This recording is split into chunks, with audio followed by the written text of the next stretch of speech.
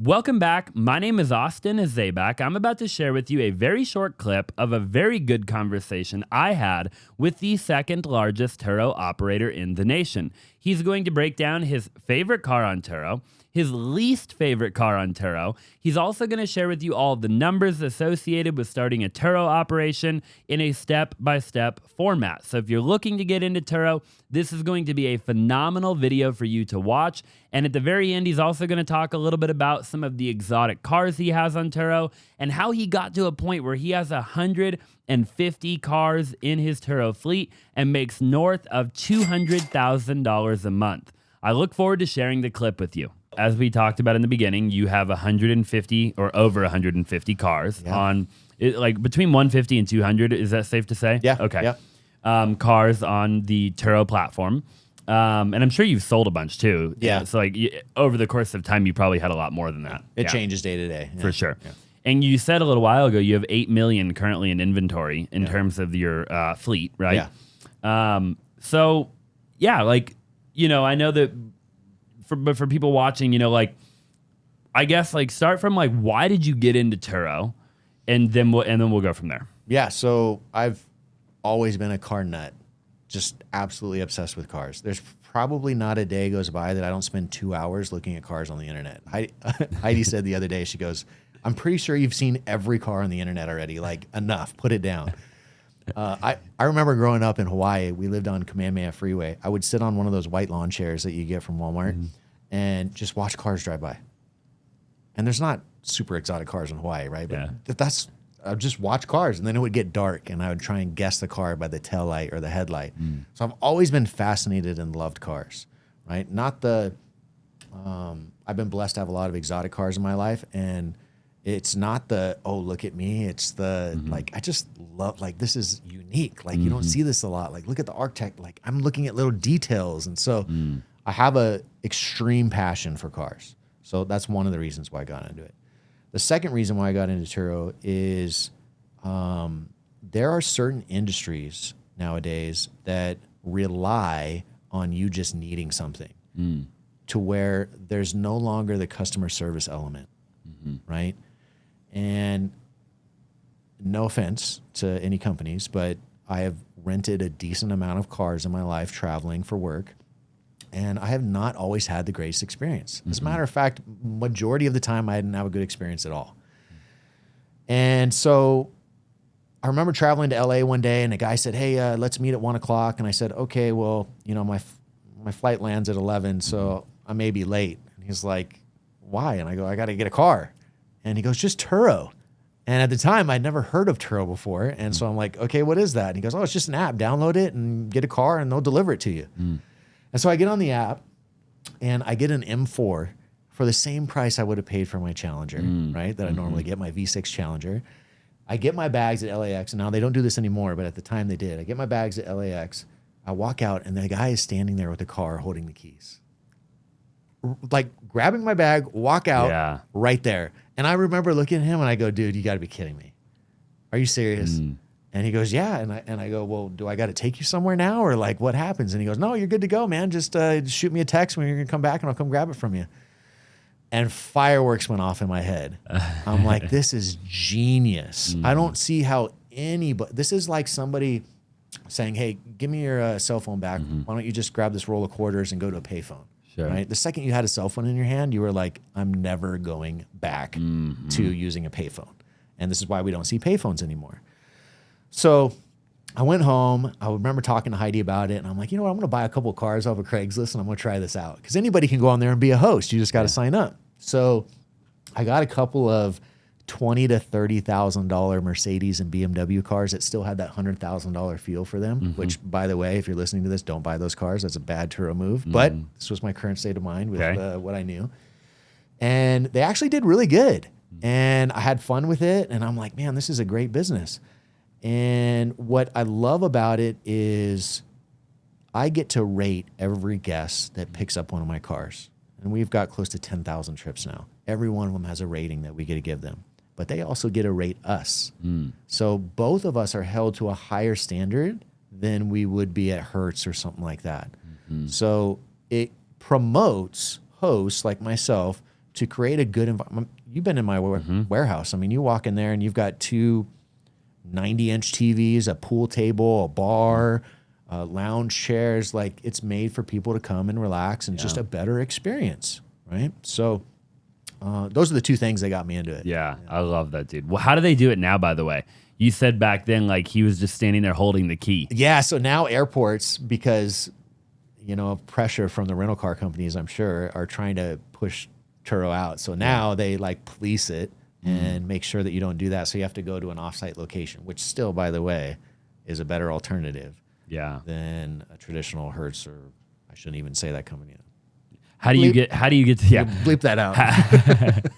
How do you get to that location? Like, is it complicated? Like, if I were to fly into Sky Harbor and I was going to Turo one of your cars, like, how do I physically get to the location where I can get in the car? Yeah, so it'll be on site, and we'll send you directions specifically on how to get there. Okay. Or you can come get it from our location, which is 10 minutes. It's like take an Uber. Yeah. Okay, got it. Yeah, makes sense.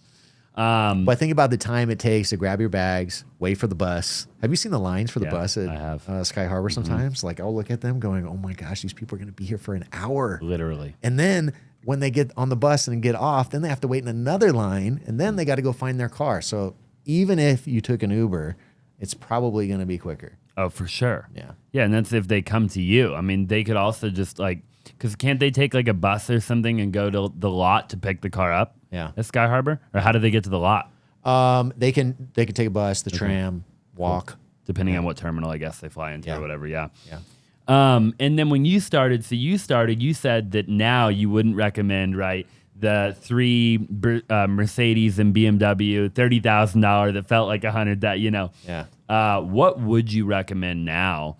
You know, if somebody was watching and they were like, man, like, I really like this Turo idea, right? Yeah. Like, what would be a car that you would confidently be able to say, hey, start with this car? Yeah. Cheaper import economy cars that are preferably under warranty. We talked about this when you were at my warehouse. I mean, the two biggest pitfalls in our particular industry is people don't take into consideration depreciation and how much is it going to cost to maintain this vehicle. Turo's not maintaining your car. You know, if you write a check for $150,000 for a C8 Corvette that stickers for 70, and 5 years later you got to sell it, you're taking that hit. So you got to, and this is where my benefit for looking at cars for 2 hours every day. Like, I'm a walking Kelley Blue Book. You can point at a car in a lot. I'll ask you how many miles are on it, and I'll give you a very good idea of how much that car is worth. So that was a great skill to have going into Turo, to know, hey, that's a good deal on a car. That's a good deal on the car. A lot of the money is made when you buy the car. Yeah. And you skip some depreciation. For sure. It's just like real estate. Yeah. You make money in the buy. I love that. Wow. So economy cars, cheaper cars. You know, obviously I'm going to link everything down below, and there'll be ads in here telling people to go watch the tour that I toured of your operation. So definitely go watch that. You know, you like the Fiat, right? And I love the Fiat. We did like B-roll of the Fiat, right? And you have 50 of them, give or take, right? 50? Yeah. And you were telling me in your office, I asked you like what the cheapest Fiat that you ever bought was, and you were saying like $1,700. $1,700. Wow. And did an oil change on it when I got it. Did a nice detail on it. Yeah. And it has been out on the streets ever since. Do you still have that particular Fiat? I still got that particular Fiat. I haven't sold a Fiat. So. You've only ever bought? Yeah. When did you buy that Fiat for $1,700? How long ago? It's been probably 8 to 10 months since I bought that one. And how many trips would you say it's been on? It's probably got 60 to 80 trips on it, would be my guess. At what would you say the average trip roughly would be? About $30 a day. Okay. And the other reason why I recommend cheaper cars to get started is the lower the barrier to entry for renting the car, the higher the utilization will be. So typically on that car, I mean, if you go onto Turo and look for the cheapest cars, they're going to all be mine because they're all Fiats, right? They're $20 to $30 a day. And so people will get them sometimes for months at a time.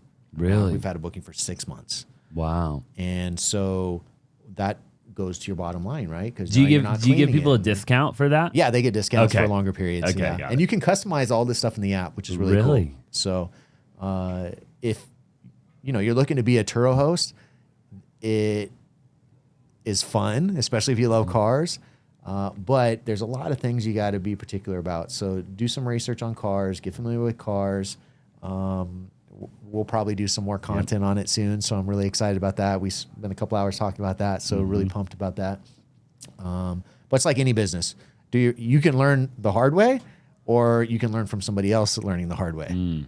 And it's much cheaper to learn from somebody else's mistakes. So I've made a lot of mistakes that can avoid a lot of those pitfalls. How is the luxury car like Turo industry? Like, you obviously you have Ferrari 488, you've got the Huracan. You said the Huracan is the number one. Was it the number one? The number one grossing car in Arizona? Yeah. Okay. Yeah. So the Huracan, 2 Rolls Royces, a Dawn and a Wraith. Yep, a Dawn and a Wraith. Dawn and Wraith. Yep. Bunch of G-Wagons. What else? You've got a bunch Bentleys, of we got Maseratis. We've got a McLaren. We've got Aston Martins. We've got a lot of cool Highline cars that, I mean, where else would you go to rent something like this? I don't know that you can go anywhere else, right? So what do you think about that game? Like, can anybody play that game, or do you got to work your way up to play that? You probably got to work your way up to play that game, right? I mean, you could, but it's a little riskier, right? So I look at the Fiats as being rabbits, right? They're going to go out and they're going to make a couple pennies here and there, right? They're my base, right? And the exotics are more like an elephant of, hey, this elephant could sit on me, or it could really gain me some serious traction. So, I've had a month where I made 25 grand on the Huracan. On one car. Yeah, but it's in the shop right now, and I haven't made anything this month or last month from somebody who damaged it. So, it's a big risk if you do that with big rewards. So starting out, I wouldn't recommend those cars, especially because you have to look at your market, right? When I started Turo, nobody had these cool cars, and I just flooded the market with them, right? And so we kind of created a market for nice cars. But still, we're not in LA or Miami, right? So every Turo host can't have a Ferrari and we all make money. So you really have to look at the market penetration, and is this something that makes sense? And thankfully, Turo has some good analytics on their app that can help you make good decisions on cars. Really? Yeah. Interesting. Yeah, and I bet that you could have a lot more people that have the lower end car on Turo, like a significant amount more, and still there be people who rent them. Yeah. Because just of the sheer amount of people who are going to continue to find out about Turo and want to rent a car on Turo, as opposed to maybe some of the other companies that we were talking about a little while ago that maybe over time are either going to go out of business or lose a lot of the market share. Yeah. Just strictly because of how complicated And when it you're is. starting out, you're going to have to figure out your process, right? Because Turo doesn't say, here's a franchise. This is the playbook for how you do everything. You have to come up with your own, how do I do this? How am I going to communicate with my customers? How am I going to clean my car? How am I going to deliver my car? How am I, like, all these things you have to figure out. And I wouldn't recommend going through that learning curve on a really high-end car, because you could make mistakes that could be very costly. Yeah, very costly, I'd imagine, right? Yeah, there's a lot of little stuff, I feel like. Like, obviously we went to your shop and we toured your operation. I mean, and there's I'm a very particular guy. I pay attention to the details, right? And there's a lot of little details that I noticed of things that I could tell that you learned along the way, right? Like, you've got a key box like outside of your deal where people can drop off at night or whatever. You have, cameras outside, and then there's certain cars that people can just go rent, 24 hours a day. And there's a lot of thought I can tell that you put into every detail of just every little thing that you could think of that you need any standard operating procedure that needed to get implemented in order for you to scale effectively and efficiently and profitably. You've put thought into that. Yeah. So even if you're just in sales by yourself, right? If you're knocking on doors by yourself, okay, this applies to you. If you're an entrepreneur, this definitely applies to you. There's only 2 ways you can grow. You're either going to get more leads, more customers, or you're going to get more efficient with them, right? The great entrepreneurs, the great salespeople do both simultaneously. They're constantly figuring out ways of, how do I add more customers, right? And how do I make that experience more efficient to inhibit me to allow more customers to come in, right? So I go through growth spurts, right? Where I'm like, okay, you don't just go from 5 cars to 150. Like everything changes as volumes go up. Sure. So, you expand your capacity, it gets stressed, right? Through those stresses, you realize something's got to change here, right? We're getting bad reviews. By the way, customers are your greatest source of telling you where your holes are in your bucket, right? I love bad reviews. I absolutely love bad reviews, which everybody thinks I'm crazy, but I love bad reviews because this is a real life customer telling you their perspective about your process. And most of the time, they're right, right? It's an opportunity for you to get better. So expand, let the chain break, figure out how to fix it to where you're very efficient, you're like maximized efficiency for the amount of volume that you have, and then expand it again. So that's kind of been my philosophy in business. I did it with my security company. I'm doing it with this, right? Soon we'll be at a point to where we've got a clean-cut platform that makes sense that I can then duplicate in other cities. Yeah, I really love that. Yeah, phenomenal advice. And I think that especially for somebody building a Turo operation or trying to attempt to do Turo at all, they have to be able to figure that out and dial that in. What is like one of the best what is one of the worst cars that you've ever bought on Turo and why? So I told you a little bit about my M6 that I got in Gilbert, by the way, and I got it off of Craigslist. Like, here's a car that's what, 150 grand brand new, and 10 years later it's 25 grand. So I'm thinking, yeah, great. So people are going to love this. It's going to fly off the shelf, which it did, but there's also parts that flew off the shelf when I bought it. So a lot of problems, very expensive to maintain. There's some cars you're going to get where you think, oh, this is going to crush, and it doesn't. I bought a brand new Lotus, and it broke a windshield. They're $4,000. There's nobody here that services Lotuses. So, what good is a warranty on a brand new car if there's no dealer here to service it, right? So I've made a lot of really dumb things. Some things you just don't know until you go into it. Other things, had you just stopped and thought about it, I probably could have figured out. But growing pains, for sure. There's a lot of them. Yeah, I can only imagine. Yeah, I feel like you have a P&L, for every car. You've talked about that. Every car has its own separate P&L. So at the end of every month, I can look at every single car and go, that car made money, that car lost money. Everything gets itemized to that particular car. I'm very analytical with numbers because if you're not watching your numbers, your business will start to go downhill quickly. So, you got to know your numbers. That's another good, important, whether it's a Turo business or in your business, like if you don't have your numbers right and you don't know where they're at, then it's going to catch you in the end. For sure. Yeah, 1,000,000%. Yeah, and Turo, I would imagine, because you talked a lot about, the misconception of, one of the biggest mistakes being the fact that people don't factor in depreciation, right? And that's a big one that I think people probably overlook that one more than any other mistake, would you say? Yeah, yeah, 100%. In Turo? Yeah. What would you say the second biggest mistake next to people not factoring in the depreciation? What's that next mistake that people make that you think?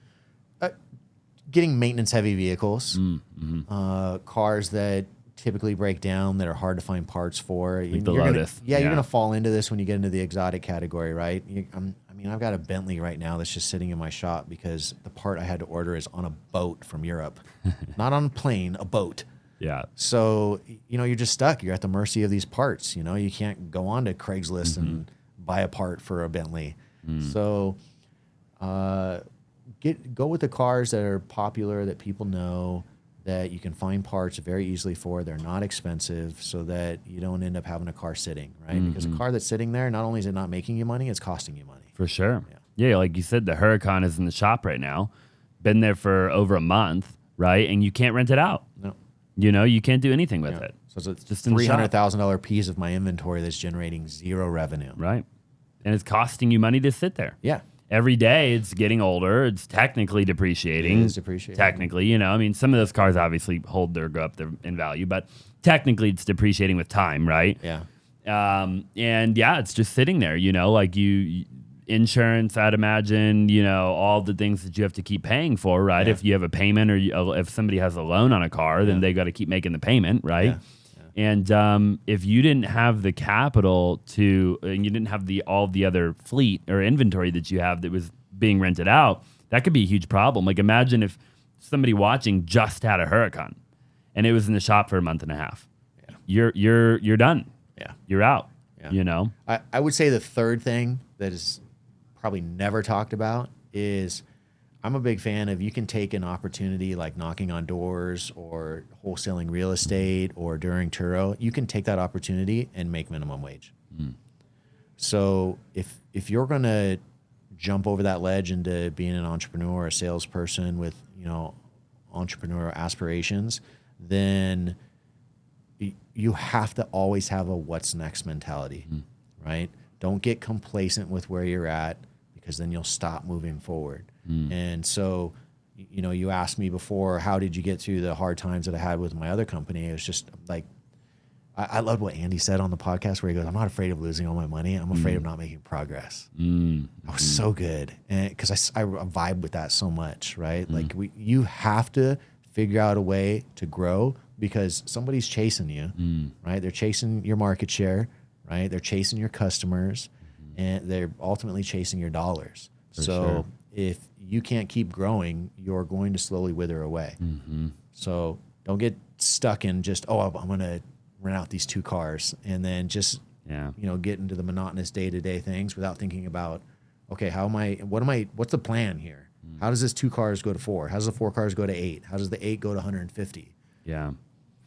Yeah. And I'd imagine, like, you know, just the little stuff, right? Yeah. Figuring out like, how do you wash the cars, and how do you, you know, because when you get to your level, like you got to hire people. Like, you know, when we toured your operation, like you have a mechanic full time. Yeah. You've got a car wash guy full time. I think like 2 car wash guys full time, right? Yeah. And you have an admin, a really high level admin, but you have an admin and probably a couple of other people. Yeah. Yeah. Well, I mean, there's so many, again, we talked about more leads or being more efficient with the leads that you have. So I'll go and do every job that we have. I'll go do, right? I know how to do, I've done it. And so I'll take a car to check it in, and I'll go, you know what? If you do this, it'll save you 5 minutes. If you're saving 5 minutes times 20 check-ins a day,